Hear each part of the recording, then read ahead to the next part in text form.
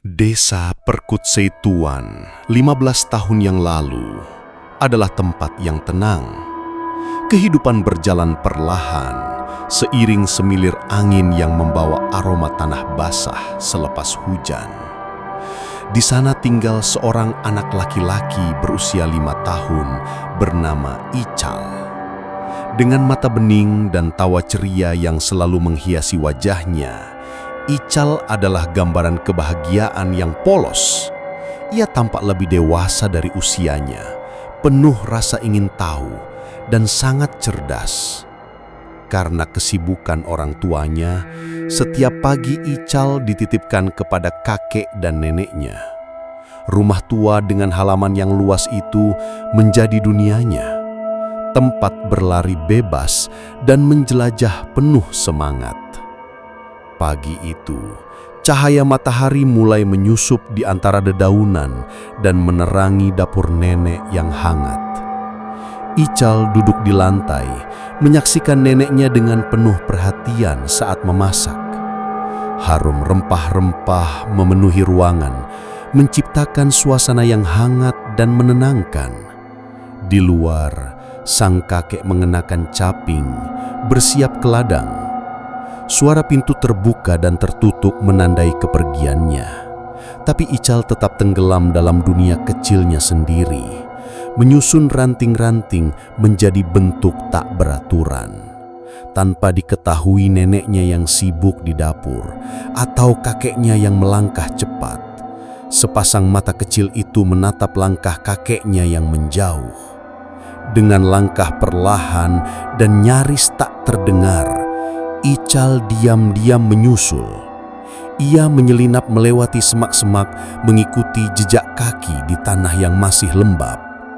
Senyumnya perlahan memudar, berganti dengan raut serius, sesuatu yang jarang terlihat dari anak seusianya.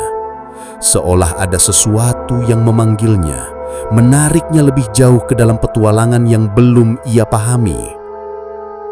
Ladang kakek terletak cukup jauh di belakang rumah, sekitar 300 meter. Untuk sampai ke sana, harus melewati saluran irigasi yang oleh warga disebut tali air. Sebuah aliran yang tenang tapi dalam, dengan arus yang di beberapa titik bisa sangat kuat.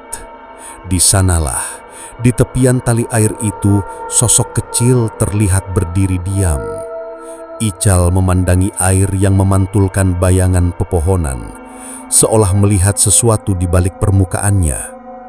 Saat itu, Pak Raden, salah satu warga desa, kebetulan lewat. Ia terkejut melihat Ical sendirian di tepi tali air. Rasa tidak tenang menyelimutinya. "Ical, nak, pulang yuk, bahaya di sini," serunya cemas. Ical menoleh. Tatapannya kosong, tapi ia berbalik dan berjalan menjauh dari air. Pak Raden pun lega. Namun di balik semak yang rimbun, Ical kembali menoleh. Sebuah senyum kecil terlukis di wajahnya, seperti anak kecil yang baru saja memenangkan permainan rahasia. Ketentraman di rumah mulai goyah. Makanan yang telah matang tidak lagi menggugah selera. Nenek baru menyadari bahwa Ical tidak berada di rumah. Suara panci yang diletakkan tergesa-gesa, langkah kaki yang berlarian, panggilan berulang kali, namun tak ada jawaban. Kakek pulang dari ladang, dan matanya langsung mencari cucu kesayangannya. Namun rumah terasa sunyi. Kehilangan Ical seperti kabut gelap yang menyelimuti mereka. Kabar cepat menyebar. Warga desa yang biasanya sibuk dengan urusan masing-masing segera berkumpul dan membentuk kelompok pencari. Setiap sudut desa disisir, gang kecil, semak, bahkan kolong rumah. Nama Ical diteriakkan berulang kali, namun hanya keheningan yang menjawab. Matahari mulai condong ke barat dan bayangan memanjang menambah suasana mencekam. Rasa khawatir berubah menjadi ketakutan. Bagaimana mungkin seorang anak kecil bisa hilang tanpa jejak? Ketika azan maghrib berkumandang, suara yang biasanya menenangkan justru terasa menegangkan. Ical belum juga ditemukan. Malam mulai turun dan harapan pun kian menipis. Seorang lelaki tua dari warga desa mengusulkan sesuatu. Mungkin "Kita perlu bantuan orang pintar," katanya pelan. Dalam keputusasaan, mereka bersedia mencoba apapun. Kedua orang tua Ical ditemani beberapa warga mendatangi rumah orang pintar itu. Aroma kemenyan dan bunga menyambut mereka. Dengan mata terpejam, orang pintar itu mulai menerawang. Hening menyelimuti ruangan. Kemudian matanya terbuka. "Ical, dia dibawa oleh Sani," katanya perlahan. Sani adalah nama yang biasa digunakan warga untuk menyebut sosok misterius penghuni tali air. Makhluk gaib dalam cerita rakyat yang sering disebut-sebut, namun tak pernah benar-benar terbukti. Orang pintar itu lalu memberi petunjuk. "Carilah dengan daun pisang kering, bakar dengan lampu sentir. Dia suka tempat gelap dan udara dingin." Cerita-cerita lama yang selama ini dianggap dongeng kini terasa nyata. Ada aura misteri yang menyelimuti tali air. Apakah Ical benar-benar tersesat atau ada hal lain yang tak kasat mata?